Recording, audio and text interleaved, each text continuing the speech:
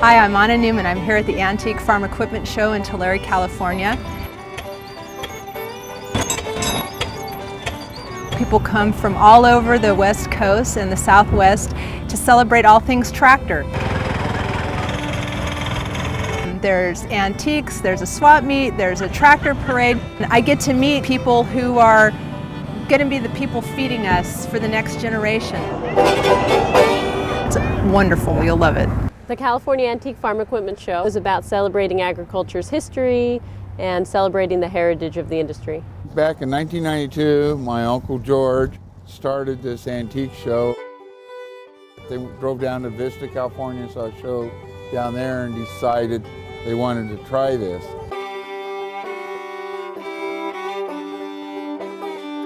He had no idea what he had started. Because it grew into what we have today.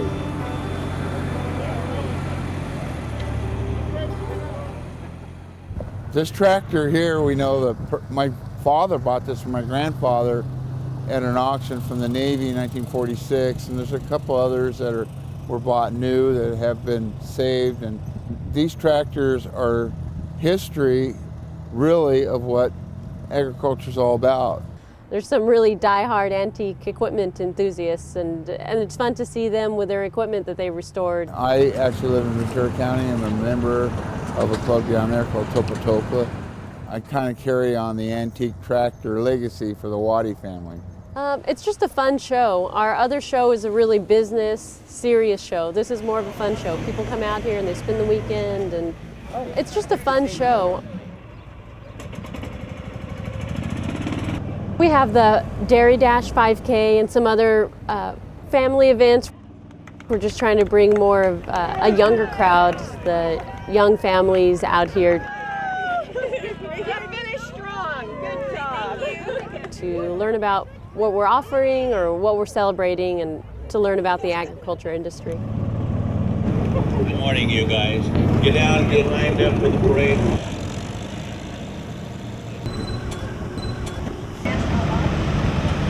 22th year. 22th year. Have a great time. Thank you very much. You're welcome. My grandson Luke, my grandson Jack, my wife Kathy. I'm going to be driving in the parade. This was the tractor that I first started on, and it's just been my favorite.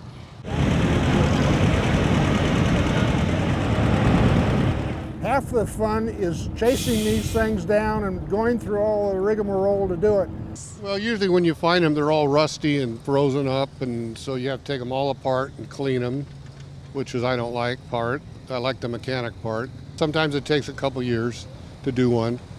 This tractor here's been running all morning, runs fine, came off a dairy. Been using it right on our ranch. What do you say? How about 10,000, 10, 10? I got a bit of in that. Well, the $1,000 bill. 10, 10, 12 and a half. Hey, you got a bit of in that. 12, 50, 10, 10, 12 and a half. Hey, you got a bit of in that. 700, 800, 5, 9, 6, 9, 7, 9, 7, 7, 7, 7. Now I got a bit of in that 7. But in a 7, 0, 800. Now I got a bit of in that 8. Now 9. And 9, 9's all got a bit of in that 9. Cheap. 10, 10, 10's all got a bit of in that 10. John, 10's here. Now 1100, 10, 10. I got a bit of in that 11. Now 10. I got a bit of in that 11.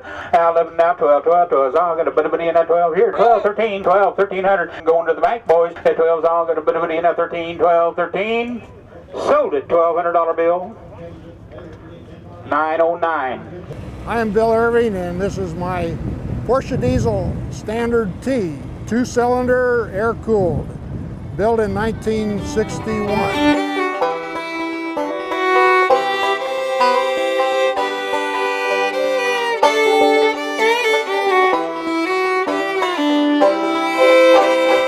People say, we've never seen one of these before, and so they are a little bit on the rare side.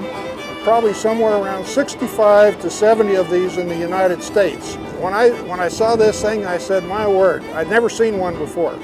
Never even heard about them. When that ad came up, I just said, you know, I'm going to do it.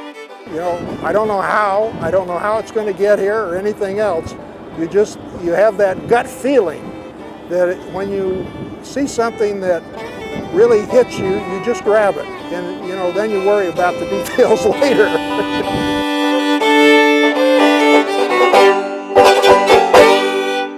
What's so different about this tractor to me is the styling. The heavy round front nose tapering back to the steering column. It's just something that you don't see, as though it was a Raymond Loewy style vehicle. This has a preheater in it. Hand throttle, foot throttle, brake, and you wait until the little glow plug lights up here, and if we have any luck,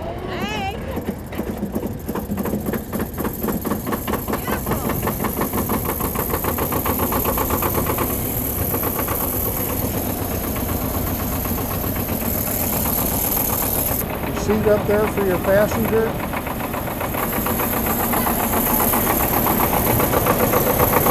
These things weren't made to be collected per se. This is just an afterthought after their useful life. It was built to be used as a farm tractor. A friend of mine in the Netherlands, from whom I bought this tractor and a single-cylinder tractor, entered their four-cylinder tractor, the Master, in a rally with Porsche automobiles and came in 8th. How do you describe it? It's, you know, some people like exotic automobiles. Some guys are nuts like me and like old tractors, you know. That's all there is to it. We have 4 or 5 tractors in the family that are restored, and then we have a whole bunch of old ones, and we enjoy taking them off of farms and fixing them up and bringing them back to life because we don't want them to go to scrap yards. And I wanted something different because we have other, you know, red ones, and I said I want something different than theirs. I said I want the pink. So we found it in the middle of a tree. It's a friend of ours had it, and I told my husband I want that one, and he goes, why that one? It's all rusty. Pretty much a lot of the parts were gone. So we took it and we just got it like in October, and my husband's been working on it, and the last 3 weeks he's been working on it probably 5 hours after work every night. I picked the color because of the breast cancer awareness, and I haven't put any stickers or anything on it, but that's what I want to do for it because October is the breast cancer awareness month. So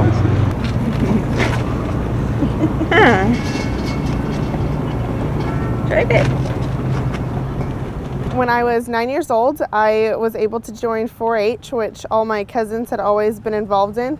And so when I was 9, I got a little dairy calf and started showing and got more involved with the associations and things like that. And that's where I fell in love with it and had great experiences there. My mother's side of the family has always been in agriculture.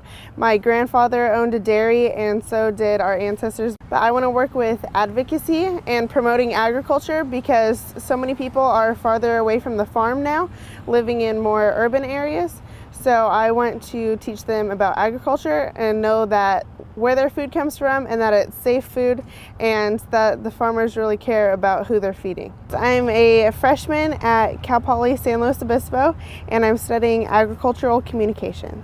Study agriculture in college, and I will probably go back home to Petaluma and work there. Tell me how you feel about people in this city coming out to farms or learning more about farming. Some of these kids, like, they don't know, like, where does apples come from? They say the grocery store, well, it comes from a tree. And like, where does the milk come from? Does the chocolate cow give milk? No, that's not true.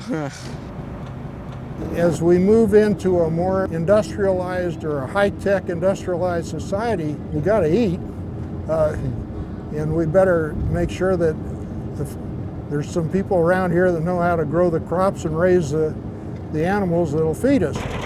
This is a family deal here. Just look around at the number of youngsters running around here with their grandparents or their parents. And you know, it's amazing. A lot of them are farm kids, sure. That a lot of them are from the city, and they're just out here getting a wonderful experience. It's good, it's fun, people come and go, there's plenty to do, lots of events, you can't go wrong. I had a great time today at the California Antique Farm Equipment Show. I hope you enjoyed it too, and I hope you'll come out next year and check out the show yourself.